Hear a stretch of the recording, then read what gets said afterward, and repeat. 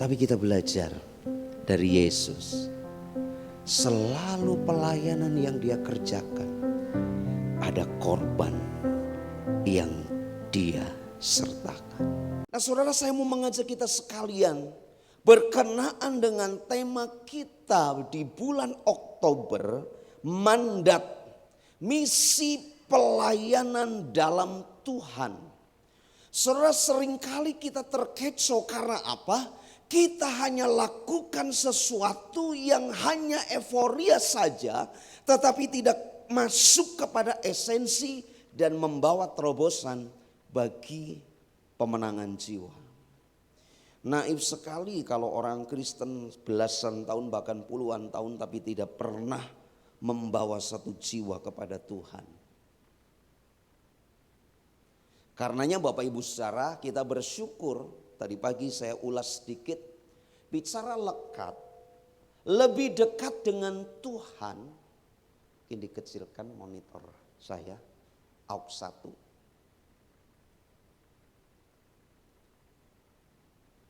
Tahu enggak? AUX 1 bukan volumenya, supaya ini berkurang yang di depan. Coba perhatikan Bapak Ibu saudara, lekat, lebih dekat dengan Tuhan. Orang kalau dekat sama Tuhan pasti banyak mengalami jamahan Tuhan, lawatan Tuhan. Ujung-ujungnya apa? Aku yang diberkati. Kemudian Christ likeness. Orang diharapkan menjadi serupa dengan Kristus, ada perubahan hidup. Ujungnya apa? Aku. Kemudian di bulan Maret, teguh kuat andalkan Kristus. Badai persoalan apapun kita tetap kuat teguh andalkan Tuhan. Ujungnya apa? Aku lagi. Kemudian God is our victory. Ini apalagi ekstrim. Tuhan kemenangan, Tuhan panji keselamatan, Tuhan yang memberikan jaminan kemenangan. Ujung-ujungnya ya aku lagi. Kemudian di bulan Mei, stay in Christ. Anda dan saya supaya tetap tinggal dalam Tuhan. Tema ayat kita beberapa waktu yang lalu di bulan itu.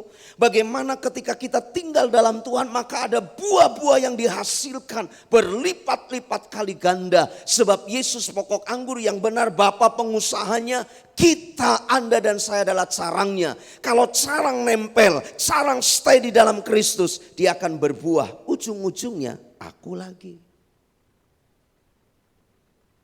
Family in Christ, fit. Kita didorong supaya keluarga kita diperhatikan. Jangan sampai hanya orang tua yang cinta Tuhan, anak-anak dibiarkan atau sebaliknya. Ada anak-anak yang cukup ekstrim cinta Tuhan, orang tuanya tidak pernah lihat anak-anaknya cinta Tuhan. Ujung-ujungnya apa? Pemulihan untuk aku lagi. Hebat. Hidup selalu bermakna di dalam Tuhan. Ini sedikit ada keluar. Sebab makna hidup kita bisa dirasakan orang-orang di sekitar kita. Coba bayangkan 1, 2, 3, 4, 5, 6 di bulan ke-7 baru kita action keluar berdampak. Kemudian masuk lagi kita di bawah teduh, tenang dalam Tuhan. Orang yang makin cinta Tuhan, orang yang makin kenal Tuhan, makin dekat sama Tuhan. Dia itu seperti ilmu padi. Makin berisi makin menunduk, makin berisi makin taat sama Tuhan. Makin cinta Tuhan, makin senangkan Tuhan. Itu tenang teduh dalam Tuhan. Kemudian kasih di September kemarin kita diajar. Bagaimana kasih Allah dicurahkan kepada dunia, kepada Anda dan saya. Ujung-ujungnya saya lagi. Saya sebagai objek sasaran kasih Allah. Allah kasihnya dicurahkan kepada saya. Dan bersyukur bulan Oktober ini kita diajar untuk action. Perhatikan keluar. Naif sekali. Kalau kita sudah belasan tahun, puluhan tahun jadi orang Kristen, kenal siapa Yesus sebagai Tuhan dan Juru Selamat secara pribadi. Aku dipulihkan, aku sudah dijamin keselamatan. Tapi lihat keluarga kita, lihat orang terdekat kita belum kenal Tuhan. Kalau Anda tidak pernah menangis dalam doa, Bang Rama bilang terlalu.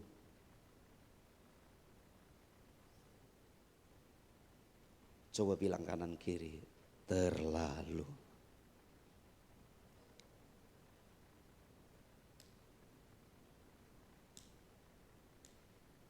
Wis bodoh teman, bukan urusanku. Yang penting aku sudah selamat. Saudara, mari kita belajar. Bulan Oktober seperti apa yang tadi disampaikan oleh ketua sinode kita. Kita mau belajar untuk menjadi saksi Kristus. Dan secara spesifik, saya mau ajak kita sekalian untuk melihat misi pelayanan dalam Tuhan. Kita pakai istilah mandat, dan dalam minggu pertama ini saya mau mengajak kita sekalian untuk melihat. Kita bercermin di depan cermin firman Tuhan, melayani bukan dilayani. Bilang kanan kiri, melayani bukan dilayani. Kita akan sama-sama membaca teks firman Tuhan kita. Saya ajak kita sekalian membaca bersama-sama dari ayat yang ke-41, Markus pasal yang ke-10, bisa keluar terlebih dahulu. Markus pasal 10 ayat yang ke-41.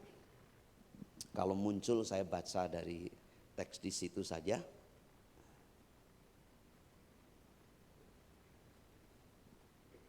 Markus 10 ayat 41 mulai.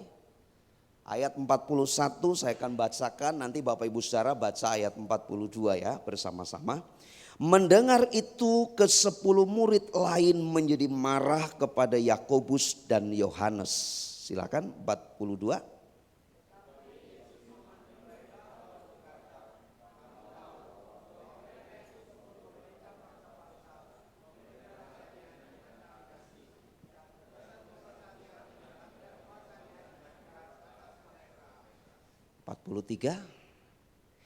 Tidaklah demikian di antara kamu, barang siapa ingin menjadi besar di antara kamu, hendaklah ia menjadi pelayanmu.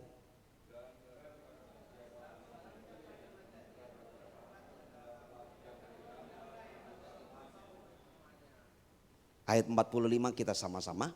Karena anak manusia juga datang bukan untuk dilayani, melainkan untuk melayani dan untuk memberikan nyawanya menjadi tebusan bagi banyak orang. Saya ulang sekali lagi ayat yang ke-45. Karena anak manusia juga datang bukan untuk dilayani, melainkan untuk melayani dan memberikan nyawanya menjadi tebusan bagi banyak orang. Saudara, kita belajar mandat misi pelayanan dalam Kristus. Kita diajar melayani bukan dilayani. Ada satu perenungan menarik kisah ini Bapak Ibu Saudara. Markus pasal yang ke-10, kalau kita melihat perikop ini muncul ketika Yesus sudah memberitahukan penderitaannya, kematiannya diberitakan kepada murid-murid di perikop sebelumnya. Kemudian masuk perikop mulai ayat yang ke-35, muncul sebuah pertanyaan. Yakobus dan Yohanes bertanya, Tuhan, nanti aku dikasih posisi, aku sebelah kanan, saudaraku sebelah kiri. Yesus kemudian mulai menjawab, barang siapa mau menjadi pemimpin terkemuka, dia harus melayani. Saudara, ternyata hal yang mungkin hari-hari ini juga bisa menjadi sebuah perhatian khusus berebut posisi, menjadi tenar terkenal dan punya kedudukan, itu jadi incaran siapapun. Bahkan Lucifer ketika tugasnya setiap waktu dia hanya memuji menyembah Tuhan. Tetapi karena dia ada di tempat yang kudus itu, dia melihat kemuliaan Tuhan yang luar biasa. Dia punya keinginan, aku hendak menyamai yang maha tinggi. Dan akhirnya Tuhan usir Lucifer dari sorga. Saudara, hati-hati dengan keinginan hati menjadi lebih dan lebih kalau kita tidak belajar prinsip yang Yesus ajarkan. Ternyata Yesus datang. Dia jelaskan panjang lebar di ayat 41 tadi kita sudah baca.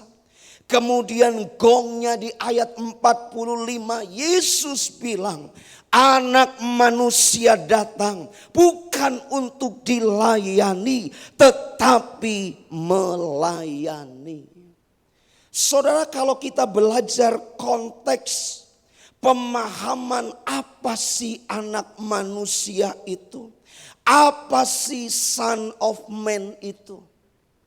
Anak manusia, beberapa data menjelaskan, menunjuk kepada kemanusiaan Yesus. Tetapi sisi lain juga menunjuk kepada penjelmaan Kristus. Dan ada data yang menyebutkan keilahian Yesus dan kemanusiaan Yesus menyatu dalam satu pribadi. Saudara, ini sedang digoreng, ini sedang diobok-obok. Bahkan hamba-hamba Tuhan yang sudah belajar teologi meragukan siapa Yesus. Tapi saya bersyukur, gereja kita bersyukur. Saya mau bilang ini online. GBI menetapkan hati Yesus Kristus Tuhan dan Juru Selamat. Sebab ada hamba-hamba Tuhan kaliber meragukan siapa Yesus. Mau gelar S3, mau profesor apapun. Tapi saya mau bilang, Yesus Kristus, dia adalah Tuhan. Saya bersyukur ada di GBI. Sebab GBI punya pattern dan aturan main pengajaran. Dan Anda harus bersyukur. Kita ada di gereja yang terus tetap menjaga Yesus Kristus adalah Tuhan. Saudara, Yesus bilang anak manusia datang untuk melayani. Karenanya mari kita belajar dari ayat ini. Teladan utama kita dalam pelayanan adalah Kristus. Yesus memberikan keteladanan pelayanan yang luar biasa. Ayat atau huruf kalimat yang saya blok warna kuning di situ disebutkan begini. Karena anak manusia juga datang bukan untuk dilayani, melainkan untuk melayani.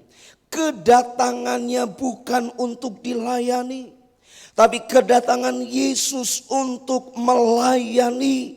Ini sebuah keteladanan hidup yang tidak diragukan lagi.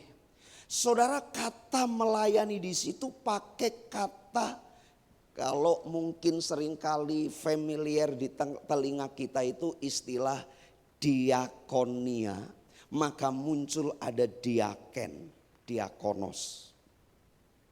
Saya cari tahu istilah ini ternyata simpelnya begini. Kata diakoni atau diakonos itu sama. Pemahamannya secara singkat adalah pelayan rumah tangga. Atau kalau kita sering ada mungkin makan di luar di rumah makan. Saudara temukan di mana saja rumah makan itu selalu ada pelayan yang siap sedia setelah menu dipesan dan makanan sudah diantar di meja makan, maka pelayan itu akan berdiri jauh, tidak terlalu jauh juga. Dia memposisikan diri supaya bisa dikontak oleh orang yang sedang pesan makanan. Kalau yang pesan makanan kemudian acungkan tangan, kemudian pelayan sigap dia datang. Kemudian orang yang pesan bilang bisik-bisik, tolong air minumnya ditambah. Dia akan segera ke belakang, kemudian sebentar saja dia bawa minuman itu dan disajikan di meja makan. Artinya pelayan ini dia siap sedia melayani majikannya, melayani tuannya atau orang yang sedang makan. Dia menanggalkan atribut dirinya dalam bentuk ego apapun. Saat ini saya pelayan yang harus melayani tamu yang sedang makan. Kalau kita belajar perumpamaan seorang hamba yang berpergian dengan tuannya, kemudian sudah tiba di rumah, si tuannya bilang begini, siapkan makanan, siapkan minuman, aku mau makan. Hamba ini dalam tradisi Yahudi, seorang hamba, apalagi seorang budak belian, dia tidak punya hak lagi atas hidupnya. Dia hanya patuh kepada apa perintah tuannya. Hamba ini tidak bisa berkata, Tuhan kan kita baru dari ladang, kita baru dari luar rumah, ada kegiatan, aku juga lelah, aku juga haus, aku juga lapar, izinkan aku makan minum dulu, setelah itu aku layani Tuhan. Tapi sang Tuhan berkata, siapkan makanan sekarang, titik. Itu hamba. Dan Yesus memberikan teladan itu. Yesus melayani. Yesus tempatkan Anda dan saya. Yesus tempatkan manusia yang berdosa. Dia layani dengan kesungguhan hati. Dan ini sudah tidak diragukan lagi. Alkitab menjelaskan Yesus teladan pelayanan yang luar biasa. Amin. Amin. Pendeta bisa keselip. Hamba Tuhan bisa kepleset. Semua bisa kepleset. Tapi kita punya teladan agung. Yesus teladan agung dalam hal pelayanan. Kalau mau dibilang Yesus anak manusia. Keilahian dan kemanusiaannya itu menyatu dalam satu pribadi. Tapi dia bilang anak manusia datang. Bukan untuk dilayani, tapi untuk melayani. Bukankah Anda temukan ketika murid-muridnya ribut karena ada anak kecil masuk dalam pertemuan yang saat itu Yesus hadir di situ. Dan murid-murid mencoba menyingkirkan anak-anak. Tapi Yesus justru panggil muridnya, bawa anak itu kemari. Yesus sedang mengajar bagaimana melayani. Tidak tebang pilih. Dalam beberapa saat tadi saya duduk di situ terlintas. Mungkin karena persoalan bangunan gedung Omyo dan Pastori. Ada beberapa jemaat yang mungkin merasakan gembalanya tidak seperti waktu-waktu lalu. Yang lalu sebelum sibuk bangunan, saya bisa ke kota A, ke kota B. Ya saya tidak perlu sebut, saya kunjungan, saya doa di situ. Sekarang konsentrasinya ke sini. Tadi di situ saya duduk termenung, Tuhan sebentar lagi selesai. Biarlah itu tetap terjaga dan hidupku hanya untuk melayanimu dan umat yang kau percayakan. Amin. Ego bisa muncul. Tadi pagi saya saksikan Gini-gini saya seorang dosen Bapak Ibu Saudara. Gini-gini saya kuliah betul, ini bukan dosen abal-abalan dan bukan pendeta abal-abalan. Karena saya pernah ada di Biak, kemudian ngajar di sana seminggu. Yang nemani saya makan, antar jemput, dia kesaksian. Pak, ketika kampus kita buka kelas jauh di Biak itu sempat ada sebuah pertanyaan dan diskusi cukup alot. Diizinkan tapi jelas kurikulumnya, SKS-nya. Kemudian diskusi ini itu dan lain sebagainya. Ternyata saya berharap karena ini online, kalau ada pendeta GBI yang tidak pernah sekolah kuliah tiba-tiba STH, mendingan bertobat dan nggak usah pakai gelar lah. Karena saya kuliah itu lama Bapak Ibu Saudara, 160 SKS saya S1. Saya kuliah S2 2 tahun. Jadi betul-betul memang ada dasarnya. Dan saya kaget ketika ditanya, gini loh Pak Pendeta, ada orang sekolah teologi 3 bulan, 6 bulan STH. Saya jujur tepuk jidat, aduh 160 SKS 6 bulan, gue kuliahnya ora turu gue. Mesti dari pagi sampai pagi lagi melek kuliah terus. Karena satu mata kuliah 2 SKS itu 100 menit sekali pertemuan. 100 menit. Jadi kalau 3 SKS 150 menit. Udah bayangin tuh kalau 160 SKS ditempuh 6 bulan sudah pasti enggak tidur itu. Melek terus. 2 hari ganti dosen lagi, 2 hari lagi ganti mata kuliah, 2 hari lagi. Begitu selesai 160 SKS, mata nih mendelik terus Bapak Ibu Saudara. Gak bisa nutup karena apa? Saking sepanengnya ikut kuliah. Dulu saya gak mudeng. Gembala saya Pak Ruby dulu bilang, pas kamu masih muda, kuliah, sekolah Alkitab.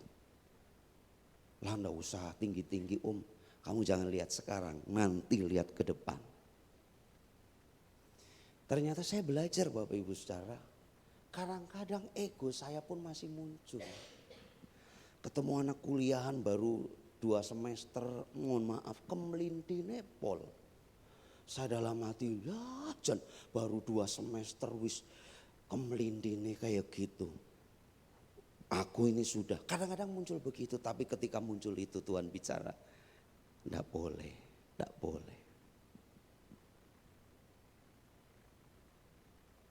Sampai hari ini saya belajar, saya tidak merasa bahwa saya punya jabatan, punya gelar.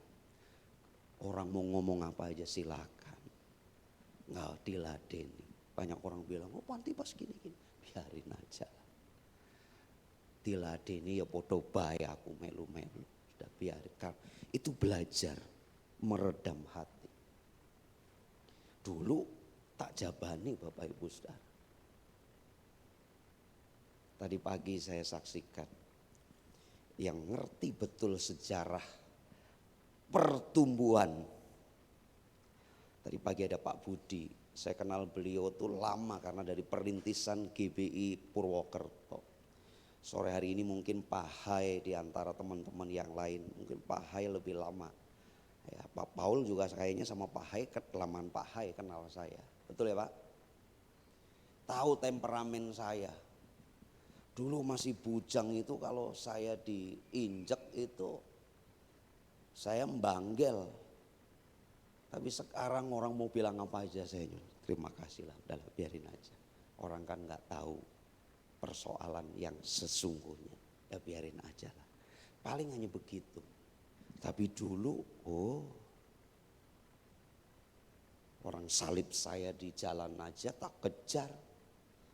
Selagi cc mobil, kendaraan, motor atau apa tidak terlalu jauh paut dengan yang saya pakai, tak kejar. Paling ketahanan di jalan saja. Tapi sekarang sudah enggak lagi. Kemarin Jumat ke kampung, pulang. Kok jadi kayak vertigo saya. Itu begitu duduk bangun, tiang-tiang. Aku gak pernah punya vertigo, kok tiba-tiba vertigo. Ditelepon, Pakem ditunggu. Aduh, ditunggu ya, aku mumet deh. Pokoknya ditunggu. Udah cepet mandi, berangkat. Sampai di sana itu isi goyang lagi. Saya duduk dia merem. Mungkin orang bilang di situ ini Pak Gembala menikmati hadirat Tuhan. Ya menikmati memang itu lagi mumet. Tapi begitu tidur semalam, kemarin pagi saya sudah bisa aktivitas. Belajar, ternyata ini rentan. Jadi gak ada yang hebat, amin. Semua rentan, karenanya yuk. Kalau Yesus dia berikan keteladanan, dia melayani, dia sungguh-sungguh concern pelayanan. Karenanya yuk kita belajar dari teladan agung Tuhan Yesus. Suami gak ada yang gengsi-gengsian. Saya kadang bingung. Ada suami-suami pria-pria ini begitu anaknya ngompol. Bagianmu loh mah. Itu bagianku. Bobot teman ngurus siapa lagi urusan MCK ke toilet. Gue urusan wong wadon. Orang dapur wanita yang ngurusi begitu. Tapi suami-suami di GBI Sokit adalah suami-suami yang rendah hati. Amin.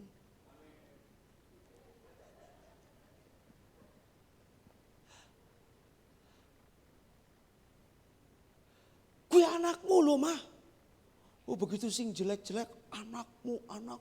Begitu sing bagus anakku.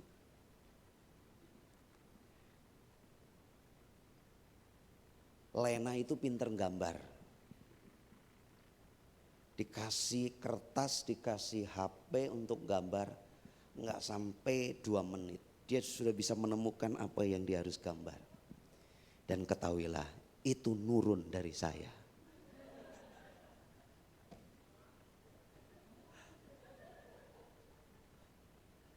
Enggak dari mamihnya. Tapi saya enggak ngerti ini anak saya ini udah tahu nari tadi ketinggalan gerakan, dia masih bisa senyum. Dan dia enggak berpikir bahwa gerakanku telat ketinggalan, yang penting dia senyum. Senyum aja.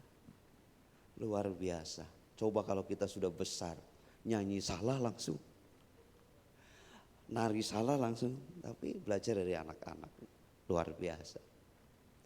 Itu nurunin papihnya tadi yang di sini. Saudara, kita semua ini perlu belajar. Ego kita tanggalkan.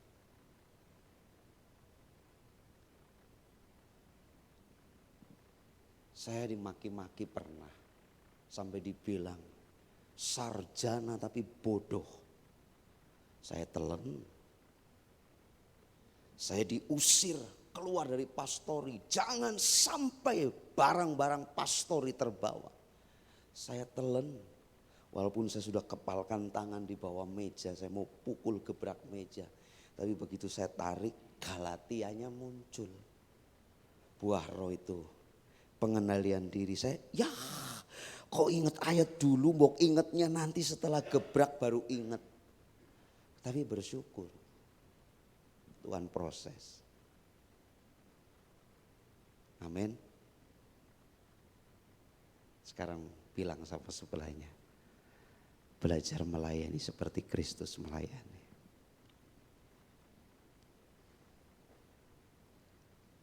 Haleluya. Terakhir Bapak Ibu Saudara.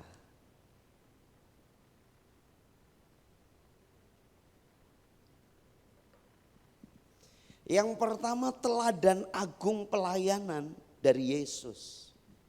Pakai istilah diakonos.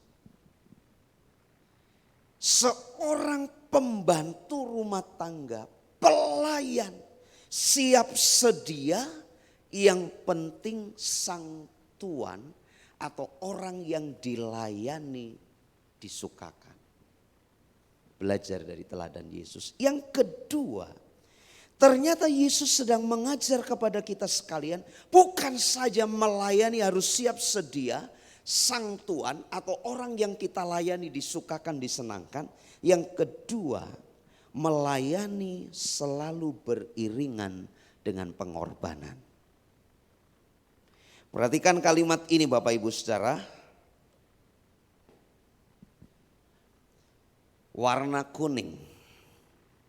Karena anak manusia juga datang bukan untuk dilayani, melainkan untuk melayani dan memberikan nyawanya menjadi tebusan bagi banyak orang. Saudara, pelayanan itu selalu beriringan dengan sebuah pengorbanan.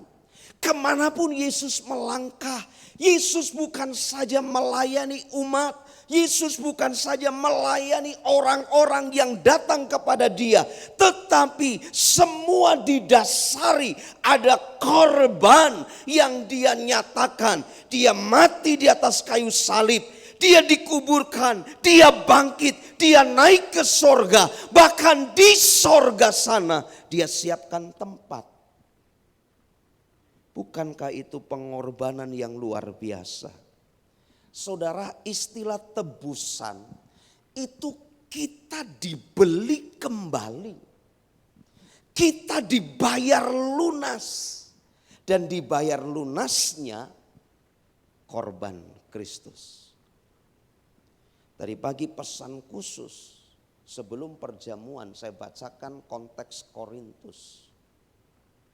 Ada orang-orang makan perjamuan kudus itu dia nggak cek hidupnya. Mohon maaf, gereja-gereja aliran Pentakosta karismatik itu hari-hari ini sudah kehilangan kesakralan perjamuan kudus. Dia pikir setiap bulan, awal bulan makan minum perjamuan anggur roti dimakan begitu saja. Dia lupa. Kalau kita baca konteks Korintus, ada orang-orang yang melecehkan perjamuan, Tuhan bisa pukul. Dan bahkan tidak sedikit yang meninggal. Karenanya tadi pagi pesan khusus saya bilang begini. Kalau ada di antara jemaat yang masih bergelimang dengan dosa, tapi tidak mau minta ampun dan bertobat, jangan ambil perjamuan. Saudara, seringkali kita berpikir korban Yesus hanya tersirat kita makan minum roti anggur perjamuan. Tapi kita lupa makna Yesus mati di atas kayu salib. Sebagai tebusan, darahnya dicurahkan untuk membeli Anda.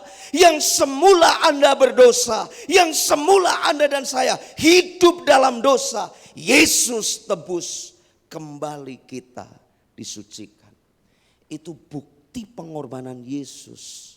Karena Yesus bukan sekedar melayani, tapi pelayanan Yesus beriringan dengan korban yang dia nyatakan. Ada banyak orang pintar mengkritik. Saya mulai paham dan saya mulai belajar. Kritik apapun, kalau orang hanya bisa ngomong dan tidak terlibat di dalamnya, mohon maaf, Yesus mengajar kita terlibat di dalamnya. Bicara korban bukan masalah uang Bapak Ibu Saudara. Pikiran, tenaga, sumbangsi kita. Kemarin di doa malam, tadi pagi Mbak Erni meneguhkan, dia bilang betul Pak. Kita pendoa itu harus dipus. Lupa tanggal. Tapi minggu ketiga, Selasa, Kamis akan ada diklat doa. Hamba Tuhan dari Jakarta dan memang spesialis pelayanan doa. Hari Rabunya kita KKR, Breakthrough Prayer, KKR doa. Dan sudah deal. Dan akan ada diklat doa. Dan tadi kita ngobrol-ngobrol. Memang perlu Pak, kita pendoa diarahkan, diajar. Saudara, kalau ditanya, semua doa. Doa pagi, bangun tidur, pagi, makan siang, makan malam, mau tidur. Sama doa kita 5 kali. Tapi doa yang sungguh-sungguh. Kalau Anda doakan pemimpin pemerintahan kita. Kalau hanya sekedar Tuhan kami berdoa untuk pemerintahan bangsa kami. Berkati pemimpin sampai dari pusat sampai daerah. Dalam nama Tuhan Yesus, amin. Semua orang bisa berdoa begitu. Tapi orang yang punya hati, dia akan berdoa lebih dari sekedar mengucapkan. Mari Bapak Ibu Saudara, saya mau mengajak kita sekalian, yuk. Pelayanan Yesus yang Yesus lakukan selalu beriringan dengan korban yang Ia berikan. Anda berkeluarga, istri melayani suami, pasti ada harga yang harus dibayar. Saya lupa apakah di medsos cuplikan atau saya dengar. Dia bilang begini, suami-suami ini perlu belajar berkata terima kasih sama istri.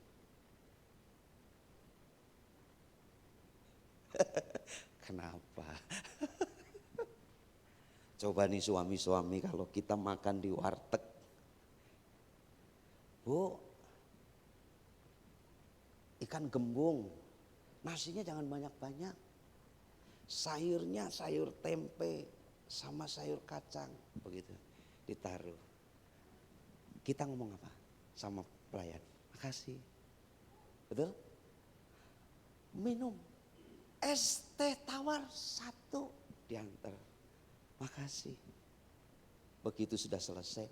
Berapa semua Bu? Tadi lauknya apa? Ikan gembung. Hitung-hitung. 25.000. Kita bayar, kita ngomong apa? Makasih. Tapi suami-suami makan di rumah pernah bilang sama istrinya makasih? Halo? Tapi ojo nanti begitu pulang di rumah terus rame terima kasih semua. Bareng-bareng. Kompak anak suami begitu ditaruh di meja sama-sama. Makasih mama. Mamanya sampai ini ada terobosan baru. Iya loh, saya waktu lihat cuplikan itu, iya ya. Kita ini kadang-kadang di rumah kurang menghargai pasangan kita.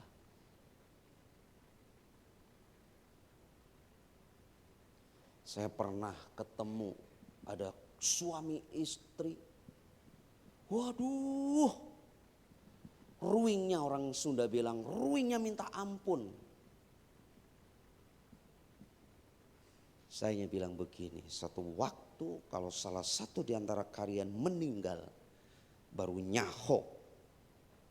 Nu Sunda ngomong nyaho. Biasanya kalau masih ada itu kadang-kadang kita nggak hormat, nggak mengungkapkan rasa ini, tetapi begitu sudah nggak ada, lu tahu kayak gini dulu kan, aduh.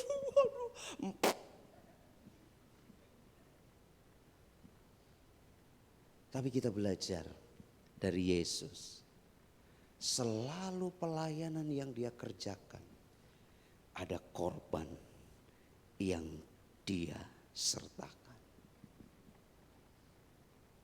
Tergeraklah Yesus oleh belas kasihan, maka dia buat mujizat. Tergeraklah ia oleh belas kasihan, mujizat terjadi. Ada kegerakan di hatinya dan sesuatu dia nyatakan sebagai bentuk dia mau melayani umat. Waktu ada wanita yang jamah jubah, ujung jubah Yesus. Di kerumunan banyak orang, Yesus tanya, siapa yang menjamah aku? Muridnya bilang sama Yesus, Tuhan ini aneh, kan ini banyak orang pasti berjubel-jubel, ada yang senggol. Tapi Yesus tatap sekeliling dia. Perempuan itu jadi takut dan dia tersungkur. Dan dia bilang, akulah orangnya. Apa yang Yesus katakan? Pulanglah, imanmu menyembuhkan. Ada sesuatu yang terus Yesus impartasikan. Dan ini yang seharusnya ada dalam hidup kita. Bukti nyata pelayanan Yesus dengan korban dirinya di atas kayu salib. Yuk mari kita jangan hitung-hitungan. Kalau melayani, apalagi melayani keluarga, kok dihitung sih? Anak saya itu pegang HP saya, dia buka aplikasi shop online. Saya nggak perlu sebut ya karena nggak di endorse. Dia pilih masukkan keranjang. Mau berangkat sekolah, Bi, dibeli dong. Apa? Udah dimasukin keranjang sama Lena. Di keranjang mana? Di mobil nggak ada keranjang. Bukan itu, Bi, itu di HP. Nanti ya pulang sekolah. Ingat pulang sekolah. Bibi sudah belum? Belum. Papi nyetir, nanti di rumah. Sampai rumah, Bibi cepat. Nanti papi mau ngecek tukang. Dia tunggu sore. Bi cepet. Berhari-hari saya nggak ngerti saya yang dablek atau anak saya yang gigih. Berhari-hari dia terus tanya. Akhirnya saya kesel daripada ditagih terus. Yaudah saya ngomel begini. Lena yang bayar dari uang jajan Lena. Papi minta. Dia ngeliatin saya berharap saya yang bayar. Tapi dia karena sudah mantuk jadi dia akan bayar dengan uang jajan dia. Berapa itu? 99 Bi. 99 berapa? Saya lihat nolnya takutnya kan 9.900.000 kan manteng saya. Jadi 99. Lena punya uang berapa? Ada uang 100 Bi. Ya sudah, nih papi sekarang pesan. Begitu barangnya datang dia mau bayar. Saya yang ndak mentolo, la ilah, papaku 99.000 Bi ditagih, dijaluk. Saya bilang, Bi ini uangnya. Enggak lah, udah buat Lena aja. Dia senyum, makasih ya Bi, makasih ya. Dasar memang dari kemarin sebenarnya nggak mau bayar sendiri. Saya guyon begitu. Tapi saudara, saya lakukan itu. Anak saya senangnya minta ampun. Saya percaya Bapa di sorga, dia relakan Yesus mati di atas kayu salib untuk tebus Anda dan saya. Ditebus. Istilah tebusan bagi banyak orang. Kita dibeli lunas. Darah Yesus membayar seluruh pelanggaran kita. Mari kita belajar. Pelayanan selalu beriringan dengan pengorbanan. Anda mau jadi pendoa, Anda harus korban waktu. Anda jadi aser, Anda pun harus korban waktu. Korban senyuman. Aduh Pak Aris, Pak Teguh, izin. Kalau bisa saya jangan aser. Susah kalau untuk senyum. Mulai belajar di cermin. Mulai dari yang sedang sampai gitu ya.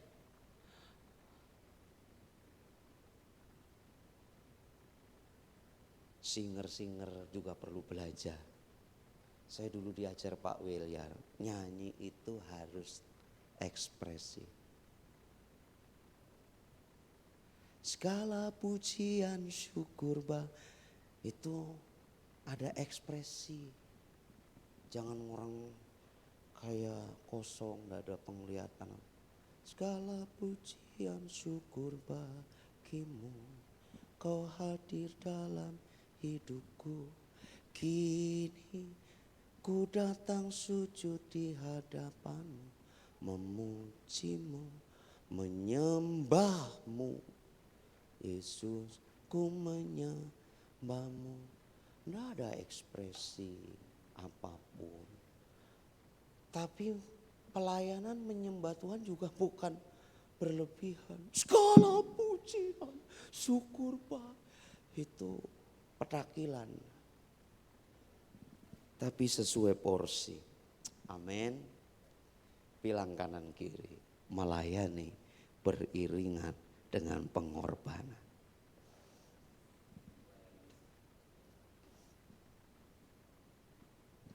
Jatuh cinta berjuta rasanya. Itu kalau orang jatuh cinta, wah, apapun dia akan lakukan untuk orang yang dia cintai. Kalau kita tempatkan Yesus pribadi yang kita layani, saudara akan belajar upgrade diri. Amin. Amin. Saya senang tadi ngobrol di depan, saya gak perlu sebut nama.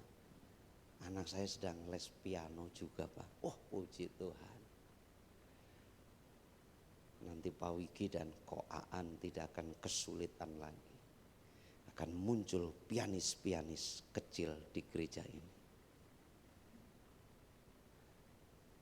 Saya tanya, klasik? Iya, waduh klasik itu cambahnya banyak banget. Anak saya yang besar les ketemu kecambah pusing. Anak saya yang nomor 2 besok Kemis les pasti ketemu kecambah juga. Pusing. Tapi anak saya yang kecil sudah les duluan, ketemu kecambah dia makan lalang pakai teks tahu. Karena apa? Ada waktu berkorban untuk dia dilatih. Walaupun lagi les, salah. Saya akan dengerin salah. Begitu keluar, kamu lapar apa? Kok salah terus? Iya lapar Pi. Oh alah, jadi besok-besok kalau les dikenyangin dulu supaya dia gak salah mencet. Ketemu kecambah, tahu kecambah Bapak Ibu saya? Not balok. Oh itu ketemu kecambah, tapi kalau orang sudah les, mau kecambah keriting kayak apapun, dia akan main, dia akan tahu. Tapi memang ada korban belajar yang dia perlu kerjakan. Semua ada harga yang dibayar. Dan saya percaya, kita tadi lihat anak-anak kita itu, saya senang sekali. Ini generasi. Dan akan dibuka kelas.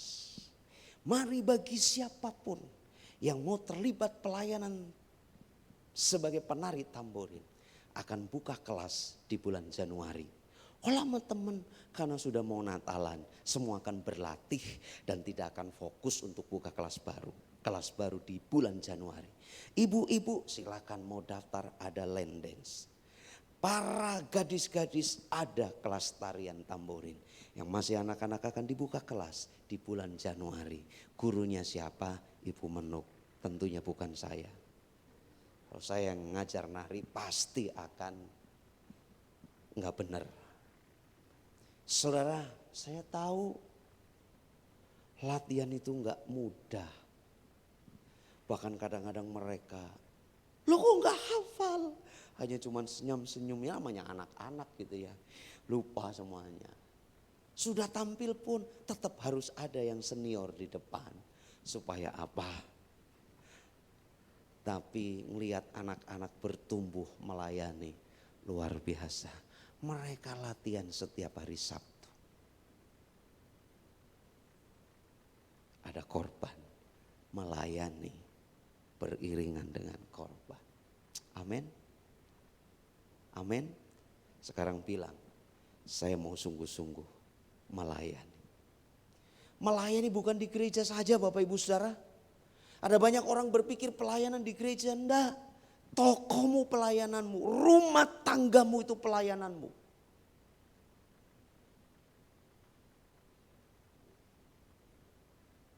Saya ketemu ada seorang karyawan, dia bilang, Pak, bos saya itu,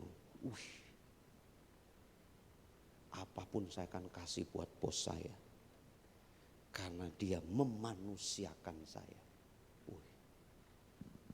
Pelayanan kita dimanapun Tuhan tempatkan kita. Saya undang tim musik. Saya undang kita semua bangkit berdiri. Para pelayan perjamuan bisa menyiapkan diri. Perhatikan kalimat ini Bapak Ibu Saudara. Pelayanan yang Yesus ajarkan beriringan dengan korban penebusan. Yesus sudah bayar lunas hidup Anda dan saya.